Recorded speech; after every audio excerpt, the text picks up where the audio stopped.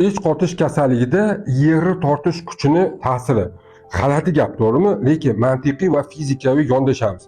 Ichaklardagi yig'ilib borilgan axlatni massasi ko'payib borish natijasida yeri tortish kuchi bo'lgani uchun pastga bosgani uchun ma'lum tarzdagi, ya'ni kichik tos organlari ayollarda bu bachadon va tuxumdonni har xil kasalliklar, infeksiyalarga, miomalarga, adenomiyozlariga bepushtlikka olib kelsa, erkaklarda xuddi shunaqa prostata bezin infeksiyasiga, prostatitlarga olib kelishi zamonaviy tibbiyot bilan isbotlab berilgan.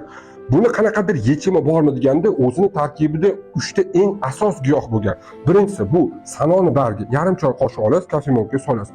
Bir osh qoshiq zig'ir urug'ini olasiz, bu ichaklarning devorini tozalaydi. Sanoni bargi ichaklarning yurishini yaxshilaydi va o'sha hosil bo'lgan aralashmani 1% bekefirga, ya'ni ichaklarning mikroflorasini tiklab berish uchun bekefirga aralashtirasiz.